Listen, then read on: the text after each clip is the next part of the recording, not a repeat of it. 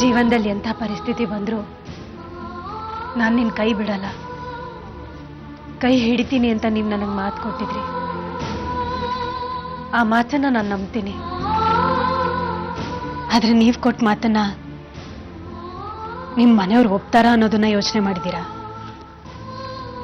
ಯಾಕೆ ನಮ್ಮನೇಲಿ ನಡೀತಿರೋ ವಿಷಯಗಳೇನಾದ್ರೂ ನಿನ್ ಕಿವಿಗೆ ಬಿತ್ತಾ? ಖಂಡಿತ ಇಲ್ಲ. ನಾನು ನಿಮ್ಮ ಮನೆಯವ್ರನ್ನ ದೃಷ್ಟಿಲಿ ಇಟ್ಕೊಂಡು ಈ ಮಾತನ್ನು ಹೇಳ್ತಿಲ್ಲ. ನನಗೆ ಹಾಗನ್ನಿಸ್ತಿದೆ. ಆ ಸ್ಯಾಂಡಿ ನನ್ನ ಕುತ್ಕೆಲ್ ಬಿದ್ದಿದ್ದ ತಾಳಿ ಇನ್ನೂ ನನ್ನ ಕೊರಳಲ್ಲೇ ಇದೆ. ಅದನ್ನ ಕಿತ್ತು ಬಿಸಾಕದ್ರಾಯ್ತು. ಕಿತ್ತು ಬಿಸಾಕ್ಬಹುದು, ಆದ್ರೆ ನಾಳೆ ಈ ವಿಷಯ ನಿಮ್ಮ ಮನೆಯವ್ರ ಕಿವಿಗೆ ಬಿದ್ರೆ ಅವ್ರು ಇದನ್ನ ಹೇಗ್ ತಗೊಳ್ತಾರೆ ರಾಘವ್? ನೋಡು ಕೀರ್ತಿ, ನಮ್ಮ ಮನೆಯವರು ಆಗಿರೋ ಅನ್ಯಾಯಕ್ಕೆ ನ್ಯಾಯ ಒದಗಿಸ್ತಾರೆ ಹೊರತು ಅದನ್ನ ಮುಂದುವರಿಸೋದಿಲ್ಲ. ಅಕಸ್ಮಾತ್ ಈ ವಿಷಯ ಅವ್ರ ಕಿವಿಗೆ ಬಿದ್ರು ನಿನಗೆ ಅವ್ರು ಸಮಾಧಾನ ಮಾಡ್ತಾರೆ ಹೊರತು ಸಂಬಂಧ ಮುರಿಯೋಲ್ಲ. ಇಷ್ಟಕ್ಕೂ ಈ ವಿಷಯ ದೊಡ್ಡದಲ್ವೇ ಅಲ್ಲ. ಇದನ್ನ ನಿನ್ ತಲೆಗೆ ಹಾಕೊಳ್ಳೋ ಅಗತ್ಯನೂ ಇಲ್ಲ. ನಾನು ಹೇಳ್ತಾ ಇರೋದು, ನೀನೇನು ಮಾತಾಡ್ಬೇಕಾಗಿಲ್ಲ ಕೀರ್ತಿ. ನಾನು ಈಗಾಗ್ಲೇ ಸ್ವಾಮೀಜಿಗಳ ಹತ್ರ ಮಾತಾಡಾಯ್ತು. ಇನ್ನು ಯಾವ ಪರಿಸ್ಥಿತಿ ಬಂದ್ರು, ಇನ್ ಯಾರೇನೇ ಅಂದ್ರು ನಾನು ನಿನ್ನ ಮದುವೆ ಆಗ್ತೀನಿ. ಇದು ಯಾವತ್ತೋ ಹೇಳಿದ ಮಾತು ಮಾತ್ರ ಅಲ್ಲ, ಯಾವತ್ತೂ ಹೇಳೋ ಮಾತು, ಹೇಳಿದ ಮಾತನ್ನ ಹಾಗೆ ನಡ್ಕೊಳ್ಳೋ ಮಾತು. ಯಾರೇನ್ ಅನ್ಕೊಳ್ತಾರೋ ಅಂತಲ್ಲ ರಾಘವ್. ನಾಳೆ ನಿಮ್ಮ ಮನ್ಸಿಗೆ ನಾನು ಯಾಕಾದ್ರೂ ಇಂಥ ಒಂದ್ ಮದ್ವೆ ಆದ್ನೋ ಅನ್ನೋ ಅಳಕು ಕಾಡಬಾರ್ದಲ್ವಾ? ಸಂಸಾರ ಅಂದ್ರೆ ನಾವಿಬ್ರೆ, ನಮ್ಮಿಬ್ರು ಮನ್ಸೆ ಅಂತ ಅನ್ಕೋಬಹುದು. ಆದ್ರೆ ಅಲ್ಲ, ಸಂಸಾರ ಅನ್ನೋದು ಸಮಾಜದ ಮಧ್ಯೆ ಬಾಳಿ ಬದುಕಬೇಕಾಗಿರೋದು. ಸಮಾಜ ಅನ್ನೋದು ಎಲ್ಲದಕ್ಕೂ ಮೀರಿ ಸಮಾಜದ ಮಾತಿಗೆ ಬೆಲೆ ಕೊಟ್ಟಾಗ ಮಾತ್ರ ನಾವು ಅದ್ರ ಮಧ್ಯೆ ಬದುಕೋಕ್ ಸಾಧ್ಯ. ನಾಳೆ ನಿಮ್ ತಾಯಿ, ನಿಮ್ ದೊಡ್ಡಮ್ಮ, ನಿಮ್ಮತ್ತೆ ಎಲ್ರೂ ಈ ವಿಷಯದ ಬಗ್ಗೆ ಪ್ರಶ್ನೆ ಮಾಡ್ತಾರೆ. ಎಲ್ರೂ ಎದುರಿಸಿ ಎಲ್ರಿಗೂ ಉತ್ತರ ಕೊಟ್ಟು ಬದುಕೋದು ಹೇಗೆ? 4 ಜನದ ಮಧ್ಯೆ ಬದುಕೋರು 4 ಜನಕ್ಕೋಸ್ಕರ ಬದುಕಬೇಕು. ಈ 4 ಜನ ನನಗೆ ಬೇಕಾಗಿಲ್ಲ. ಎಲ್ರು 4 ಜನಕ್ಕೋಸ್ಕರ ಬದುಕು ಅಂತಾರೆ. ಆದ್ರೆ ಈ 4 ಜನಕ್ಕೋಸ್ಕರ ಬದುಕಕ್ ಶುರು ಮಾಡಿದ್ಮೇಲೆ ನಮಗೋಸ್ಕರ ಬದುಕದನ್ನ ನಿಲ್ಲಿಸ್ಬಿಡ್ತೀವಿ. ದಯವಿಟ್ಟು ಈ 4 ಜನ ಅನ್ನೋದನ್ನ ನಿನ್ ತಲೆಯಿಂದ ತೆಗೆದು ಮೊದಲು ಕೀರ್ತಿ. ಆ 4 ಜನರು ಇವತ್ತಿನವರೆಗೂ ಒಟ್ಟಾಗಿರೋದಕ್ಕೆ ನಿಮ್ ಮನೆಗೆ ಒಗ್ಗಟ್ಟು ಅನ್ನೋ ಹೆಸರು ಬಂದಿದೆ ರಾಘವ್. ಆ 4 ಜನರ ಸಂತೋಷಕ್ಕಾಗಿ ನಿಮ್ ಮನೆಯವರು ಏನ್ ಬೇಕಾದ್ರೂ ತ್ಯಾಗ ಮಾಡೋ ಗುಣ ಇಟ್ಕೊಂಡಿದ್ದಾರೆ. ನೀವು ಆ ಮನೆಯವರಲ್ಲಿ ಒಬ್ರು ಅನ್ನೋದನ್ನ ಮಾತ್ರ ಮರಿಬೇಡಿ. ಆ 4 ಜನರ ಮುಂದೆ ಈ ತಾಳಿನ ಹೇಗ್ ಸಮರ್ಥಿಸ್ಕೊಳ್ತೀರಾ? ಕೀರ್ತಿ ಕೀರ್ತಿ ಕೀರ್ತಿ, ನೀನ್ ವಿನಾಕಾರಣ ಈ ವಿಷಯನ ದೊಡ್ಡದ್ ಮಾಡ್ತಿದ್ಯಾ. ಇಷ್ಟಕ್ಕೂ ಬಲವಂತವಾಗಿ ಕಟ್ಟಿರೋ ತಾಳಿಗೆ ಯಾವುದೇ ಬೆಲೆ ಇಲ್ಲ. ಕಟ್ಟಿರೋನ್ ಬಂದ್ ಕಾಡ್ತಾನೆ ಅನ್ನೋದಕ್ಕೆ ಅವನ್ ಬದುಕೇ ಇಲ್ಲ. ಇಷ್ಟು ದಿವಸ ಅದ್ರ ಬಗ್ಗೆ ಗಮನ ಕೊಡೋದ್ ನೀನು, ಈಗ ಯಾಕದನ್ನ? ಆದ್ರೆ ನನ್ನ ಪಾಲಿಗಿದು ತಳ್ಳಿ ಹಾಕೋ ಸಣ್ಣ ವಿಚಾರ ಅಲ್ಲ, ತುಂಬಾನೇ ದೊಡ್ಡ ವಿಷಯ. ಹೇಗೆ ಅನ್ನೋದು ನನ್ನ ಸ್ಥಾನದಲ್ಲಿ ನಿಂತು ನೋಡಿದ್ರೆ ಮಾತ್ರ ನಿಮ್ಗೆ ಅರ್ಥ ಆಗುತ್ತೆ. ಯಾವುದೇ ಒಂದು ಹುಡುಗಿ ತಾನು ಇಷ್ಟಪಟ್ಟ ಹುಡುಗನ ಕೈಯಿಂದ ತನ್ನ ಕುತ್ತಿಗೆಗೆ ತಾಳಿ ಬೀಳ್ಲಿ ಅಂತ ಆಸೆ ಪಡ್ತಾಳೆ, ಅದಕ್ಕಾಗಿ ಕಾಯ್ತಿರ್ತಾಳೆ. ಹಾಗೆ ಕಾಯ್ತಿದ್ದಿ ಕುತ್ತಿಗೆಗೆ ಆ ನೀಚ ಸ್ಯಾಂಡಿ ತಾಳಿ ಬಿಗ್ದ. ಈಗ ನೀವು ಮತ್ತೊಂದು ತಾಳಿ ಹಾಕಿದ್ರು ಅದು 2ನೇ ತಾಳಿ ಆಗುತ್ತೆ ಹೊರತು ಮೊದಲನೇ ತಾಳಿ ಆಗೋದಿಲ್ಲ. ಅದಕ್ಕೆ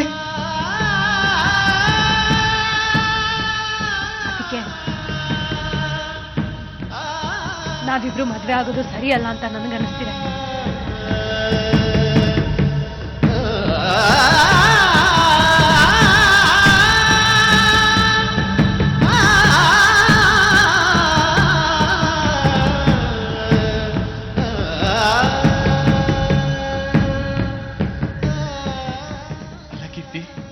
ನಿಮಗಿದು ಅರ್ಥವಿಲ್ಲದ್ದು ಅಂತ ಅನ್ನಿಸಿದ್ರು ನನಗಿದು ಅರ್ಥವಿರೋದು ಅಂತ ಅನ್ನಿಸ್ತಾ ಇದೆ.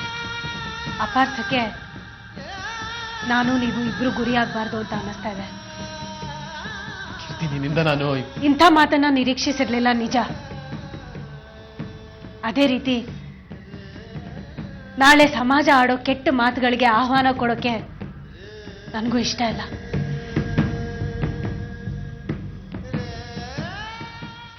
ಇನ್ ಮುಂದೆ ನೀವು ನನಗೆ ಫೋನ್ ಮಾಡಬಾರ್ದು, ನನ್ನನ್ನ ಭೇಟಿ ಆಗೋದಕ್ಕೂ ಬರ್ಕೂಡ್ದು. ನನ್ನನ್ನ ನಿಮ್ಮ ಮನಸ್ಸಿನ ಕಿತ್ತಾಕಿ ನೀವು ನೆಮ್ಮದಿಯಾಗಿರಿ, ನನ್ನನ್ನು ನೆಮ್ಮದಿಯಾಗಿರಕ್ ಬಿಡಿ. ಇವತ್ತಿಗೆ ನಮ್ಮಿಬ್ಬರ ಸಂಬಂಧ ಸತ್ತು ಹೋಯ್ತು. ಇಲ್ಲ ಇಲ್ಲ, ನೀನ್ ಈ ರೀತಿ ಮಾತಾಡೋಕ್ ಸಾಧ್ಯ ಇಲ್ಲ ಕೀರ್ತಿ. ಬೇರೆಯವರು ಒತ್ತಡಕ್ಕೆ ಸಿಕ್ಕಿ ನೀನ್ ಈ ರೀತಿ ಎಲ್ಲ ಮಾತಾಡ್ತಿದ್ಯಾ ಅಂತ ನನಗೆ ಗೊತ್ತು. ದಯವಿಟ್ಟು ಏನನ್ನು ಯೋಚನೆ ಮಾಡಿ ಈ ತರ ನಿರ್ಧಾರ ತಗೋಬೇಡ ಕೀರ್ತಿ. ನಿನ್ನ ಕೊಳ್ಳಲ್ಲಿ ಯಾವನು ಕಟ್ಟಿರೋ ತಾಳಿ ಇದೆ ಅಂತ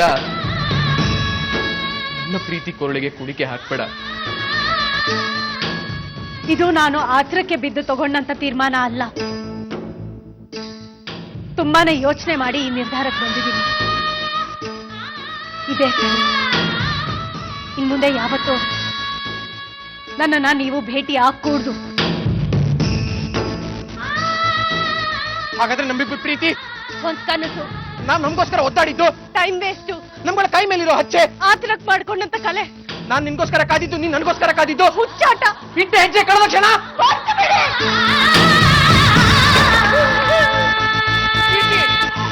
ಕೀರ್ತಿ ಬಾಗ್ಲು ತೆಗಿ, ಕೀರ್ತಿ ಬಾಗ್ಲು ತೆಗಿ. ನೀನಿಲ್ಲ ಅಂದ್ರೆ ನಾನು ಸತ್ತು ಹೋಗ್ತೀನಿ ಕೀರ್ತಿ. ಬಾಗ್ಲು ತೆಗಿ. ನಾಲ್ಗೆ ಮೇಲಿರೋ ನಿಯತ್ತನ್ನ ಪಕ್ಕಕ್ಕೆ ತಳ್ಳಿ ಬೇರೆ ಮಾತಾಡ್ತಿದ್ಯಾ ಕೀರ್ತಿ.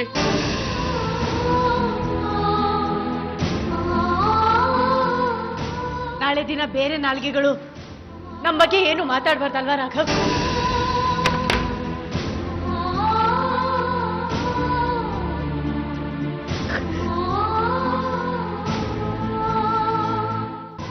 ಸುಳ್ಳು ಹೇಳ್ತಿದ್ಯಾ, ಸುಳ್ಳು ಹೇಳ್ತಿದ್ಯಾ ಕೀರ್ತಿ. ನೀನು ನಿನಗೆ ಆ ಮನೋಭಾವನೆ ಮೊದಲೇ ಇದ್ದಿದ್ರೆ ನಿನ್ ಕೊರಳಿಗೆ ತಾಳಿ ಬಿದ್ಮೇಲೂ ನನ್ನ ಜೊತೆ ಲವಲವಿಕೆಯಿಂದ ಇರೋಕ್ ಸಾಧ್ಯ ಆಗ್ತಿರ್ಲಿಲ್ಲ ನಿನಗೆ.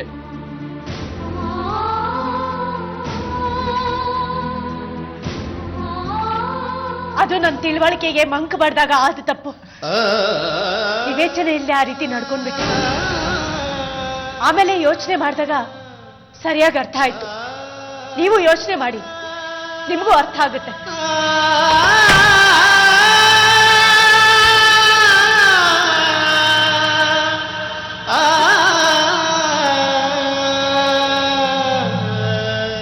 ಇದ್ದ ವಿವೇಚನೆಯನ್ನು ಕಳ್ಕೊಂಡಿದ್ಯಾ ಕೀರ್ತಿ. ಪ್ಲೀಸ್, ಕೈ ಮುಗಿತೀನಿ. ಇಂಥ ನಿರ್ಧಾರಕ್ಕೆ ಬರ್ಬೇಡ. ನೀನಿಲ್ದೆ ನಾನಿಲ್ಲ ಕೀರ್ತಿ, ನಾನಿಲ್ಲ. ಏನಾಯ್ತು ರಾಘವ? ನೋಡಿ ಸ್ವಾಮೀಜಿ, ನೀವೇ ಹೇಳಿ. ಕೀರ್ತಿ ನನ್ನ ಪ್ರೀತಿನ ಕೊಲ್ಲು ಅಂತ ಹೇಳ್ತಿದ್ದಾಳೆ. ಅವಳು ಮುಖ ನೋಡದೆ ದೂರ ನಿಲ್ಲು ಅಂತ ಹೇಳ್ತಿದ್ದಾಳೆ. ನಮ್ಮ ಮದುವೆ ಆಗೋದಿಲ್ಲ ಅಂತ ಹೇಳ್ತಿದ್ದಾಳೆ. ನಾವಿಬ್ರು ಸೇರಿ ಸೃಷ್ಟಿ ಮಾಡ್ತಿರೋ ಪ್ರೀತಿ ಕಂದಮ್ಮನ್ನ ಕತ್ರ ಸಾಕು ಅಂತ ಹೇಳ್ತಿದ್ದಾಳೆ. ಹೇಳಿ ಸ್ವಾಮೀಜಿ, ನೀವೇ ಕೇಳಿ, ಯಾಕೆ ಹೀಗೆ ಮಾಡ್ತಿದ್ದಾಳೆ ಅಂತ ಕೇಳಿ. ಕೇಳಿ ಸ್ವಾಮೀಜಿ. ಕೀರ್ತಿ, ಕೀರ್ತಿ, ಕೀರ್ತಿ.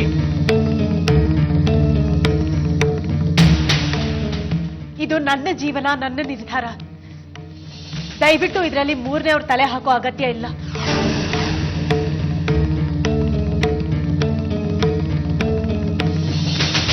ನಾವ್ಯಾರು ಮೂರನೇವರಲ್ಲ.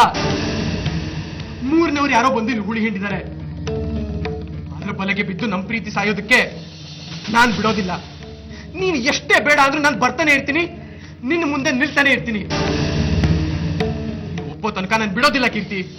ನಿಮ್ಗೆ ಈ ಕೀರ್ತಿ ಸಂತೋಷವಾಗಿ ಬದುಕಬೇಕು ಅನ್ನೋ ಆಸೆ ಇದೆಯಾ ರಾಘವ್? ಖಂಡಿತ. ಹಾಗಾದ್ರೆ ಬರಬೇಡಿ. ಮಾತು ಶುರುವಾಗಕ್ ಮುಂಚೆ ನಾನು ಏನೇ ಕೇಳಿದ್ರು ಅದನ್ನ ನಡೆಸ್ಕೊಡ್ತೀನಿ ಅನ್ನೋ ಮಾತು ಕೊಟ್ಟಿದ್ರಿ ಅನ್ನೋದನ್ನ ಮರಿಬೇಡಿ ರಾಘವ್. ನಾನು ಕೇಳ್ತಾ ಇರೋದು ಬಿಡುಗಡೆ. ನನ್ನ ಸಂತೋಷಕ್ಕೆ ನೀವು ಅಡ್ಡಿ ಆಗ್ಬಾರ್ದು. ಅದನ್ನು ಮೀರಿ ನೀವೇನಾದ್ರೂ ನನ್ನನ್ನು ನೋಡಕ್ ಬಂದ್ರೆ ನಾನು ಯಾರಿಗೂ ಹೇಳ್ದೆ ಎಲ್ಲಾದ್ರೂ ದೂರ ಹೊರಟೋಗ್ತೀನಿ.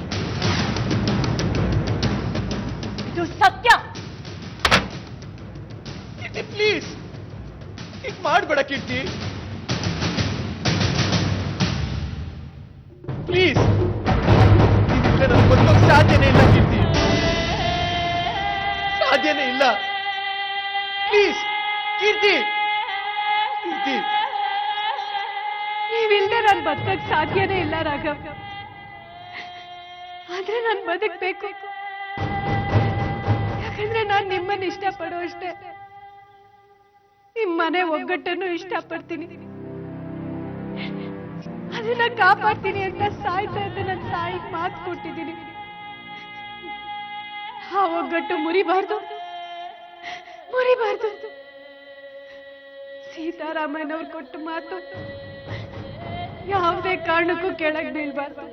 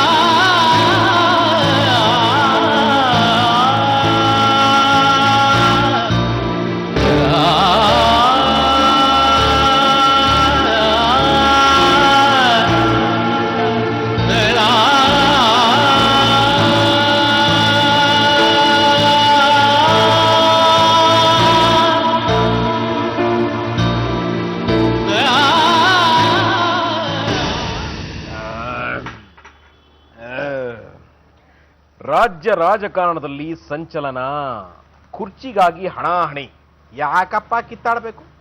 ನಂತರ ಏನೋ ಒಂದು ಮಾತಾಡ್ಕೊಂಡು ಸೆಟ್ಲ್ ಮಾಡ್ಕೋಬೇಕು. ಅದನ್ನು ಬಿಟ್ಟು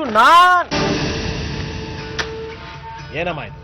ಒಳ್ಳೆ ಬ್ರೇಕಿಂಗ್ ನ್ಯೂಸ್ ಓದುವಾಗ ಬಂದು ಡಿಸ್ಟರ್ಬ್ ಮಾಡ್ತೀಯ. I don't like this. Breaking news ಸೃಷ್ಟಿ ಮಾಡೋ ಟೈಮಲ್ಲಿ ಬೇರೆ ಯಾವ್ದೋ ನ್ಯೂಸ್ ಓದ್ತಾ ಇದ್ದೀರಲ್ಲ, ನಿಮ್ಗೆ ತಲೆ ಇಲ್ವಾ? ಅಲ್ಲ, ಏನ್ ಮಗಳ ಮದ್ವೆ ಮಾಡಿ ಮುಗಿಸ್ಬಿಟ್ಟಿದೀನಿ ಅನ್ನೋ ತರ ಕಾಲ್ ಮೇಲೆ ಕಾಲ್ ಹಾಕೊಂಡ್ ಕೂತಿದ್ದೀರಾ? ಮತ್ತಿನ್ನೇನಮ್ಮ ಮಾಡ್ಬೇಕು? ಹೇಳೋ ವಿಷಯನ ಹೇಳೋ ಕಡೆ ಹೇಳಿದ್ದಾಯ್ತು, ಒಪ್ಸೋ ಮನಸ್ಸುಗಳನ್ನ ಒಪ್ಸಿದ್ದಾಯ್ತು. Now I am totally relax. ಅಷ್ಟೇನಾ? ಎಲ್ಲ ಸ್ಟೆಪ್ಗಳು ಮುಗ್ದಾಯ್ತಾ? ನೆಕ್ಸ್ಟ್ ಸ್ಟೆಪ್ ಅನ್ನೋದೇನು ಇಲ್ವಾ? ನೆಕ್ಸ್ಟ್ ಸ್ಟೆಪ್ ಎಲ್ಲಾನು ಅವರೇ ಮಾಡ್ತಾರೆ ಅಂತ ನಾವೇನಾದ್ರೂ ಸುಮ್ನೆ ಕೂತ್ರೆ ಮುಂದಿನ ಕಾರ್ಯಕ್ರಮಗಳಿಗೆ ಪ್ರೆಷರ್ ಹಾಕೋದ್ ಯಾರು ಗೊತ್ತಪ್ಪ? ಅಯ್ಯೋ, ನನ್ಗೆ ಅರ್ಥ ಆಗ್ತಿಲ್ವೇ. ನಾನು ಏನ್ ಮಾಡ್ಬೇಕು, ಅದೇನ್ ಮಾತಾಡ್ಬೇಕು ಅನ್ನೋದನ್ನ ಕೂತ್ಕೊಂಡು ಸ್ವಲ್ಪ ಬಿಡಿಸಿ ಹೇಳು. ಎಲ್ಲಾನು ನಾನೇ ಹೇಳ್ಕೊಡ್ಬೇಕಾ? ಯಾವಾಗ ಮದ್ವೆ ಅಂತ ಕೇಳಿದತ್ತಪ್ಪ. ಅದಕ್ಕಿಂತ ಮುಂಚೆ ನಿಶ್ಚಿತಾರ್ಥ ಯಾವಾಗ ಇಟ್ಕೊಳ್ಳೋಣ ಅಂತ ಚರ್ಚೆ ಮಾಡಿ, ಅದೆಲ್ಲಾದ್ರೂ ಮೂಲ ಜಾತಕ ತೋರ್ಸೋ ಪ್ರೋಗ್ರಾಮ್ನ ಯಾವಾಗ ಇಟ್ಕೊಳ್ಳೋಣ ಅನ್ನೋ ಪ್ರಶ್ನೆನ ಮುಂದೆ ಹಿಡಿದತ್ತಪ್ಪ. ಹೌದಲ್ಲ, ಹಾಳಾದಿಂದ ನನ್ನ ತಲೆ ಹೊಳಿಲೂ ಇಲ್ಲ. ನಿಮ್ ಹಾಳಾದ ತಲೆಗೆ ಇದೆಲ್ಲ ಹೊಳಿಯಲ್ಲ ಅನ್ನೋದಕ್ಕೆ ನಾನು ಇದೀನಿ. ನಾನು ಹೇಳ್ಕೊಡ್ತೀನಿ, ಹಾಗೆ ಮಾಡಿ. ಎಲ್ಲ ಅವರೇ ಮಾಡ್ತಾರೆ ಅಂತ ನಾವೇನಾದ್ರೂ ಸುಮ್ಮನೆ ಕೂತ್ಕೊಂಡು ಕೊನೆ ಮೊಮೆಂಟ್ನಲ್ಲಿ ದಾಳ ಏನಾದ್ರೂ ಬೇರೆ ತರ ಉಳ್ಳಿ ನಮ್ಮ ಹಣೆ ಬರದ್ ಗೆರೆ ಏನಾದ್ರೂ ಬದಲ್ ಆದ್ರೆ ಅಂಬೋ ಶಿವ ಅಷ್ಟೇ. ಇಲ್ಲ ಇಲ್ಲ, ನಮ್ಮ ಮಾವ ಮಾತು ಕೊಟ್ಮೇಲೆ ಮದುವೆ ಮಾಡೇ ಮಾಡಿಸ್ತಾರೆ. ಹೌದು, ಮಾತು ಕೊಟ್ಟಿದ್ದಾರೆ, ಮದ್ವೆನೂ ಮಾಡಿಸ್ತಾರೆ. ಮದ್ವೆ ಮಾಡಿಸ್ತಾರೆ. ಸಿಂಪಲ್ ಆಗಿ ರಿಜಿಸ್ಟರ್ ಮ್ಯಾರೇಜ್ ಮಾಡಿಸಿದ್ರೆ ನೀವು ಒಪ್ಕೋತೀರಾ ಹೇಳಿ? No chance. BK ಬಾಲಕೃಷ್ಣನ ಏಕೈಕ ಮಗಳಿಗೆ ಸಿಂಪಲ್ ಮ್ಯಾರೇಜ್. ನೋ ನೋ, ಲಲಿತ ಮಹಲ್ ಪ್ಯಾಲೇಸ್, ಬೆಂಗಳೂರು ಪ್ಯಾಲೇಸ್ ಇಂಥ ಕಡೆ ಆಗ್ಬೇಕು. ನಾನು ಎಲ್ಲಿಂದನೋ ಬಂದವಳು, ನನ್ನ ಮದ್ವೆನೇ ಅಷ್ಟು ಗ್ರ್ಯಾಂಡ್ ಆಗಿ ಮಾಡಿದ್ದಾರೆ ಅಂದ್ಮೇಲೆ ಅದಕ್ಕೆ ಮೀರಿ ನಿಮ್ ಮಗಳ ಮದ್ವೆ ಮಾಡ್ಬೇಕು ಅಲ್ವಾ ತಾತ? ಹೌದು, ಮತ್ತೆ ನನ್ ಮಗಳು ಪ್ರೆಷರ್ ಹಾಕ್ತಾ ಇದ್ದಾಳೆ. ನನ್ ಹೆಂಡತಿ ನಾವ್ ಅಪ್ಪನ ಹತ್ರ ಮಾತಾಡಿದ್ರ ಏನಂದ್ರು ಅಂತ ದಿನ ತಿವಿತಾ ಇದ್ದಾಳೆ ಅಂತ ಕೇಳಿದತ್ತಪ್ಪ.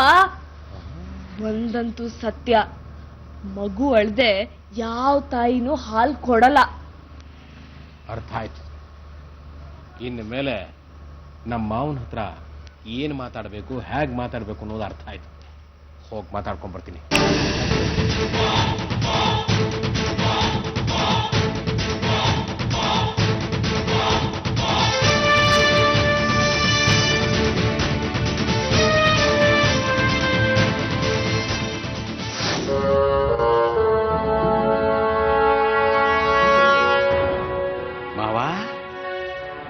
ರೆಸ್ಟ್ ಮಾಡ್ತಿದ್ದೀರಾ ಮಾವ? ಹಾಗೇನಿಲ್ಲ, ಬನ್ನಿ ಕೂತ್ಕೊಳ್ಳಿ. ಪರವಾಗಿಲ್ಲ ಮಾವ.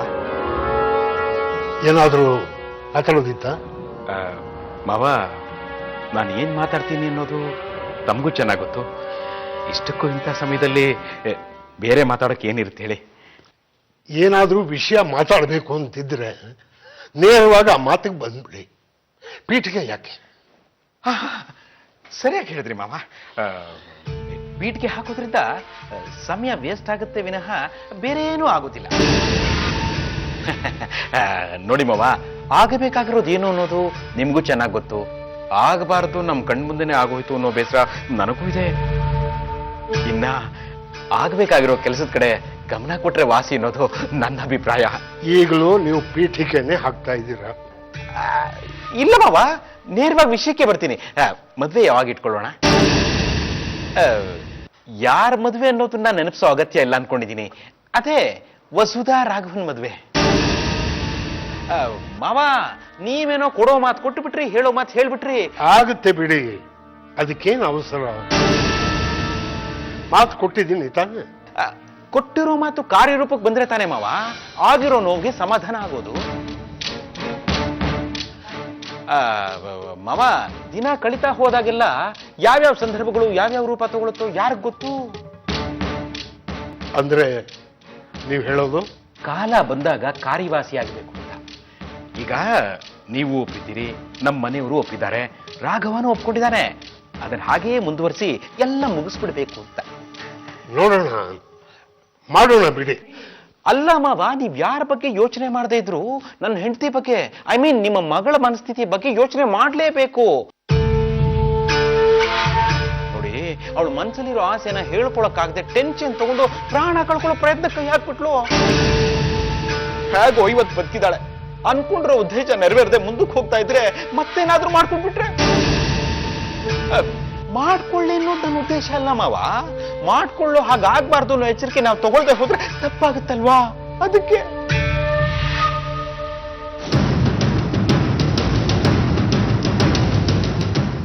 ರಾಘವ, ಬಾಯಿಲ್ಲಿ. ಹೇಳಿ ತಾತ. ರಾಘವ, ನೀನು ವಸುಧಾನ ಮದುವೆ ಆಗ್ತೀನಿ ಅನ್ನೋದನ್ನ ಖಡಾಖಂಡಿತವಾಗಿ ಹೇಳಿದ್ದ.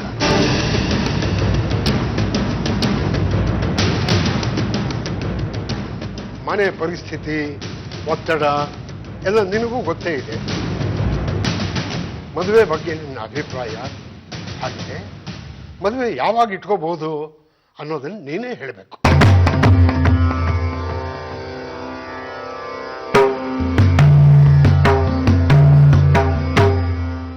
ನೀನೇನೇ ಹೇಳಿದ್ರು ಮದುವೆ ಆಗೋದಂತೂ ಖಂಡಿತ.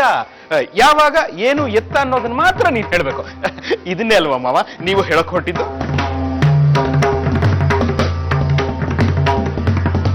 ರಾಘವ, ನಾಳೆ ಸಂಜೆ 4 ಗಂಟೆ ತನಕ ನಿನಗೆ ಟೈಮ್ ಕೊಟ್ಟಿದ್ದೀನಿ.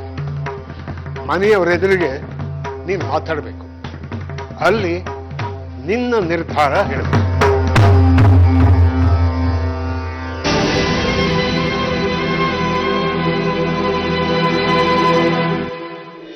तो